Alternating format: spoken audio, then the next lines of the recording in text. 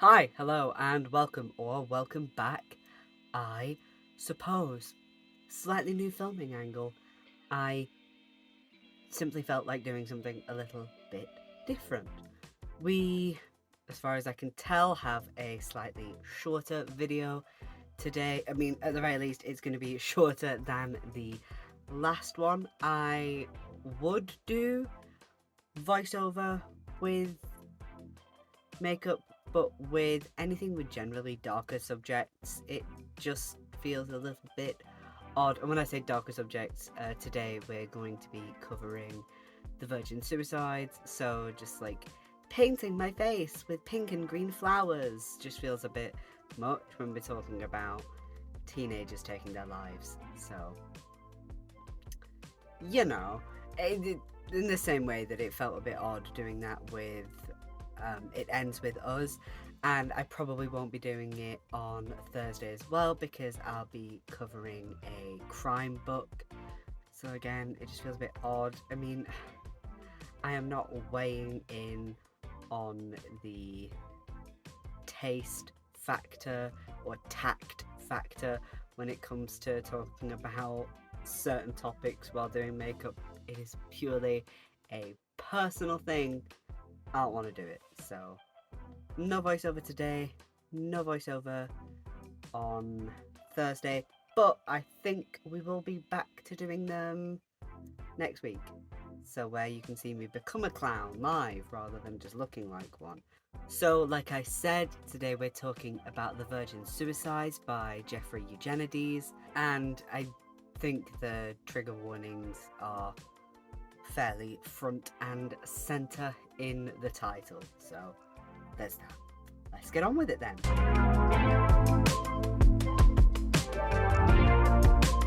Not to already bring it back to my feature film video, as my friend called it today when she saw the absolute gargantuan length of it. I haven't actually uploaded that yet. It's coming out for me. It's coming out in 2 days. I was talking about the difference in length between the videos that are releasing for me this week, for you last week, that little like 15-minute video on Untold Night and Day, and then 2 hours and some of the TikTok video. But yeah, not to already bring it back to that, the opening sentence is a run-on sentence. See, Helena Omas, it can be done, and it can be done well. And yes, it's just as much of a bold choice as when she did it. The difference is that the opening is actually readable. No, it's not super zippy and fast and quick or anything like that, but it is enticing. It brings you in to the rest of the book, which is what your opening line should do. Now, that didn't mean I wanted everything to be a run-on sentence, as a lot of this book is, but I'm just glad it wasn't clunky. I think sometimes it actually did help with the readability of this book, whereas in some cases with run-on sentences there's too much going on at once where there's the need to break things up. Here it actually just, it's run-on sentences in the way that natural speech is. The narration style here is very much like natural speech rather than sounding overly formal, and that natural speech style really lends itself to being a book that stylistically is really easy to read, even though the subject at hand is quite difficult. I always quite appreciate that in books like this, unless it's in non-fiction. I do generally expect a little bit of formality, but with fiction I do prefer a somewhat more casual tone. This has that sort of Mark Billingham effect of, like I said, easy to read stylistically, but the subject matter itself is quite difficult, and there are plenty of scenes which are really quite difficult to read. Now look, I want to preface this next bit by saying I know this book was written in the 90s. Some things were alright to say back then, but that doesn't mean as a 2022 reader I'm going to be looking at that and not going, oh dear lord, this book is, I believe, 30 years old next year. So, you know, there's going to be some differences in what was casual language and what just isn't okay now. So there's this character called Joe. Joe has learning difficulties. It's never gone into detail exactly what his difficulties are. There's just offensive words thrown around. He is never just called Joe. He is always Joe, the R word. I'm not going to spell it out, but it is the word beginning with R that people often throw at people who are autistic or have Down syndrome. And it's not just that he is always called this, because he is. It's never just Joe. It is always Joe the R word. And it's like, alright, okay, I get it. At the same time, yeah, that probably is just what kids would have called him all of the time. I do wonder if they would have called that to him to his face. But actually I think so, because he is quite severely disabled. He is described as clinging to his mother, and he doesn't really talk and all of that sort of stuff. Like, he is very little child-like. So yeah, they probably would have just called him that to his face. And then throughout the scene where we first meet him, so they're at a party at the Lisbon girl's house, and this is actually the night that the first girl dies. But before that, there's a party being thrown for her because she's already had one attempt and they're trying to sort of bring her back out of herself again, kind of thing, bring her out of her shell. And yeah, Joe's there. And he gets his usual name, and then another name, and then other descriptions. And sometimes it is just descriptions of him, like I was talking about his very childlike behaviour, and other times it's words used that I think were okay to use previously, but just aren't anymore, so it was kind of shocking every time, and it was just one of those, God, you can stop now, you can stop. It's one of those things where I don't like having to read something like that, but I absolutely understand that it is completely of its time. If I can find that one Shane Madej quote, it's like, and we do condemn kind of thing, I will try to put that in here. Can I say? Yeah. Can't be doing that. You know, obviously, but it is a thing of the times. You can't be doing that. I mean, you see what I'm saying, though, right? It's very Don't easy to condemn from our vantage point in history, and so we do condemn wholeheartedly. It is not a spoiler to say that the Lisbon sisters die, nor is it a spoiler to say that the Lisbon sisters die by their own hand. Now, I'm stating that for what I'm about to talk about, but what I will say is that I will not be going into any full detail about their methods. There are a whole boatload of reasons why you just shouldn't really do that. What I will say is that the description of both Cecilia's first attempt and her actual death are quite short, but remain remarkably visceral. Now, there is talk that you shouldn't actually put any descriptions of that sort of thing, but that is a much more, I believe, much more recent sort of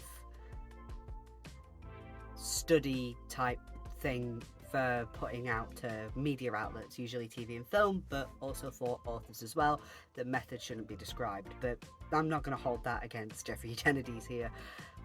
But yeah, they were remarkably visceral, but not lingered on for too long, and I quite appreciate that. It is visceral, I think, because it's quite matter of fact. The method is never the thing that is idolized or deified, and I will come back to that later when talking about deification and idolization and all of that. But the method itself is never really part of that. It's more to do with the why than the how.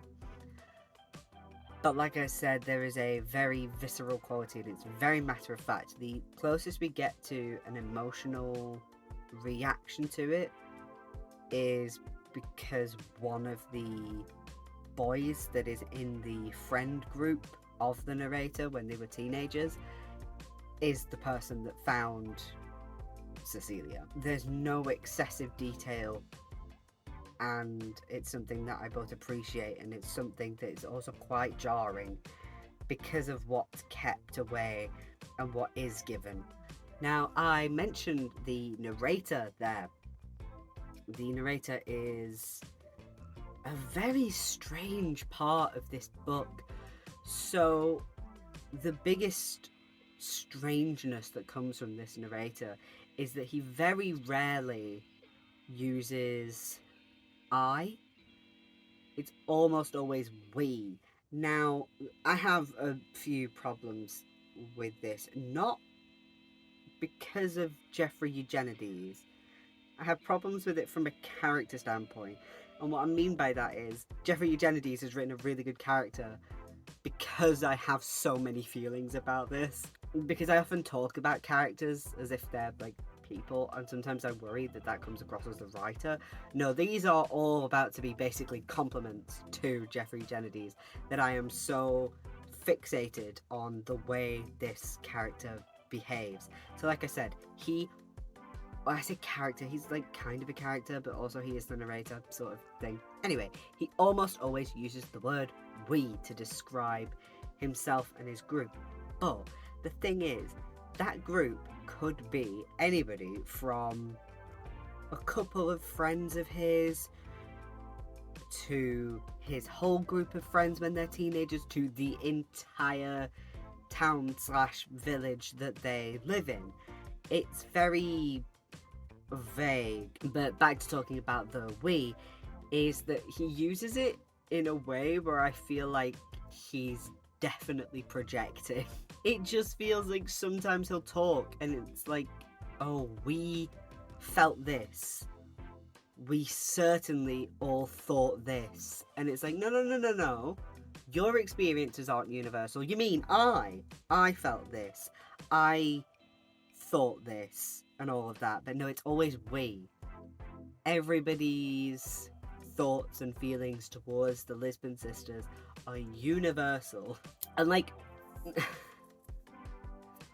there's no clear signs that they have communicated that they all feel like this. It's just him sort of going, yeah, no, we all felt like this. As if that's a certainty, as if he can definitely prove that. So something I briefly mentioned earlier is the deification of the Lisbon girls, and it is especially of looks, I would say. Deification being that these girls are being made out to be deities. Same with idolization, right? It's really weird. It is something that I knew about going into the book. It's one of the big reasons that everybody talks about, oh, not everybody, it's the big reason that people talk about this book possibly glorifying suicide, right? And I have complicated feelings towards whether or not this book glorifies suicide, but I'll go into that at the end of the review. And look, I understand the idea, especially as a teenager, of being mystified by somebody who is physically close, but either slightly or completely emotionally distant. It's also just an incredibly common sort of motif throughout a lot of media. However, the narrator is an adult now, and yet he still sounds like an awestruck teenager when he talks about them. And yes, I get that the Lisbon girls will forever be locked in time. They will be the people they were from birth to death, which is a really... There is something on my leg. which is a really short snapshot of time. And given that most of their sort of crossed over interactions, that being the girls and the narrator and his group of friends, was when they were teenagers, yeah, it's gonna be that they're gonna be these teenage girls forever, right? But at what point do you move on from that when you're not actually close to them? Because I'm not talking about their family, because that's different. But you didn't know them.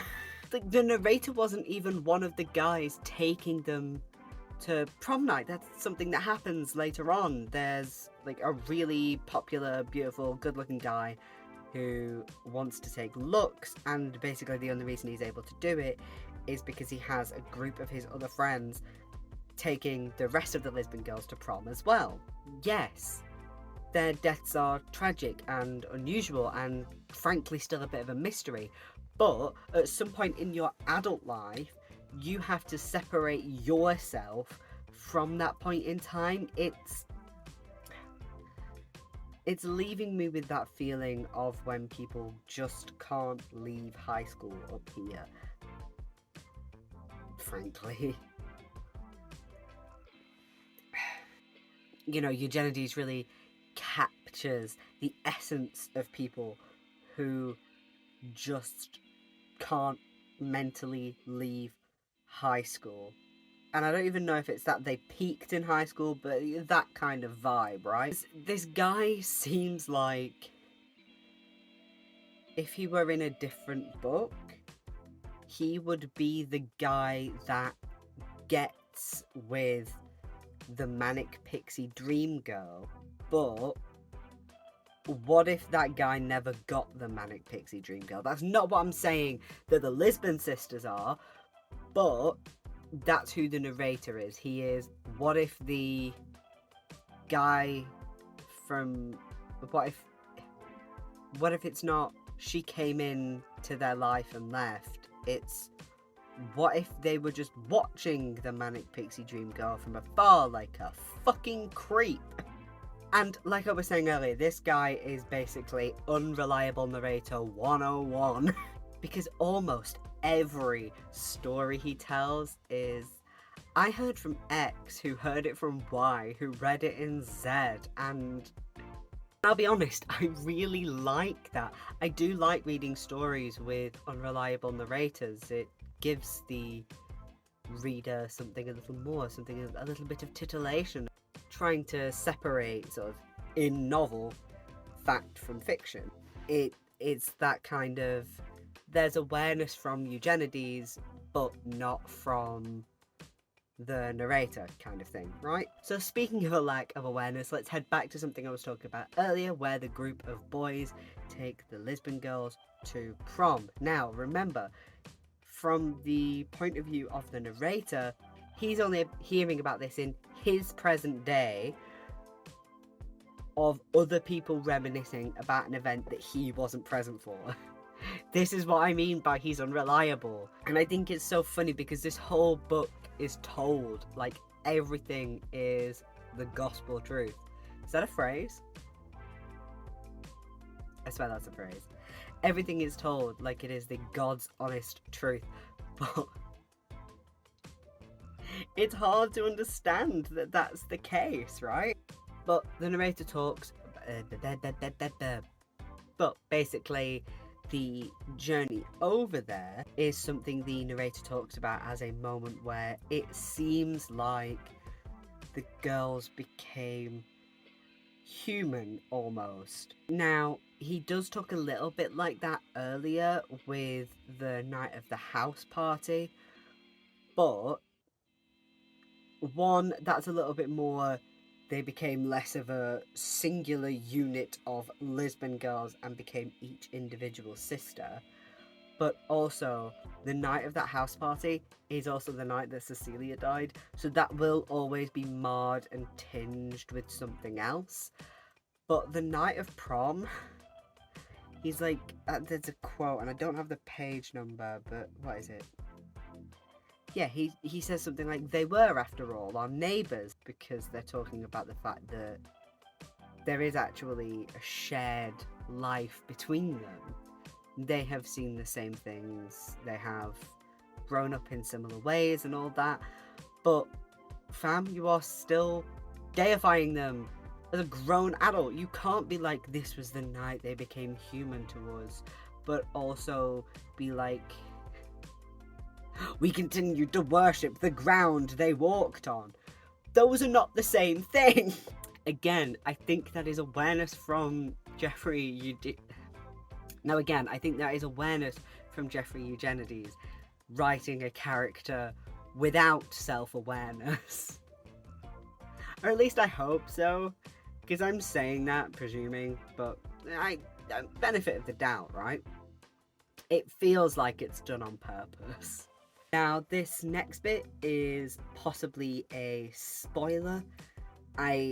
It's talking about stuff towards the end of the novel, so I'm going to put the spoiler bear in after this is over. I will put the time stamp here, and I will be a good boy, and I will do it this time, because I didn't in a recent video, and I wasn't re-uploading it.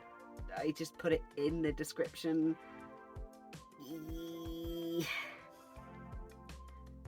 But I'll do it for this one. It'll be fine.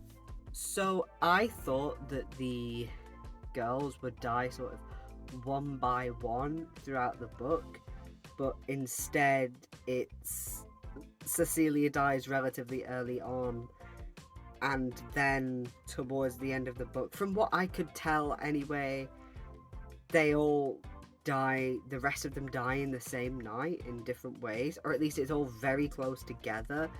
At the end of the book, I might have missed a couple lines here and there towards the end of the book, but somehow the way it does go with them all choosing to go at the same time, or effectively at the same time, it is much more shocking somehow, and I think that's because it feels planned in a way that Cecilia's didn't. So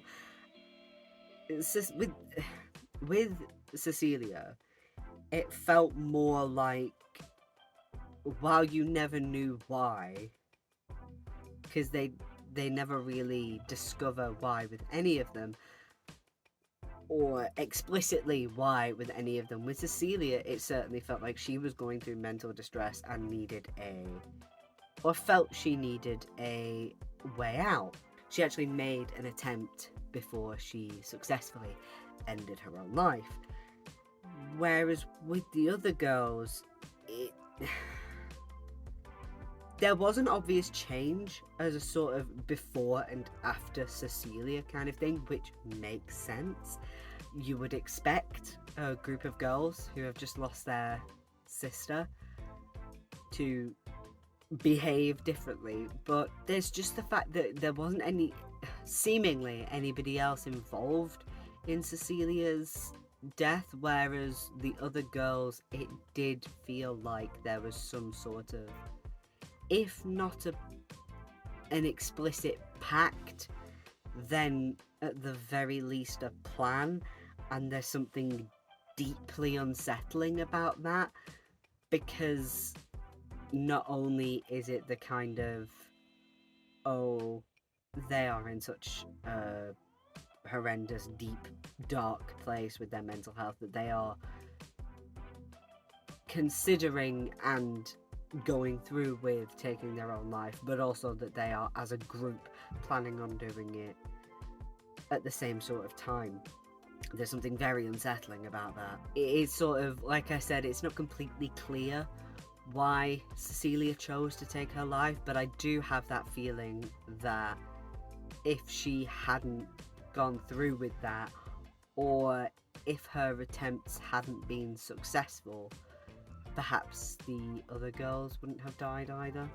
So, I mean, obviously, it's not something that's explored in the book, but it does sound probable. No, it is something that's explored in the book, but it's not something that is conclusively written about within the book.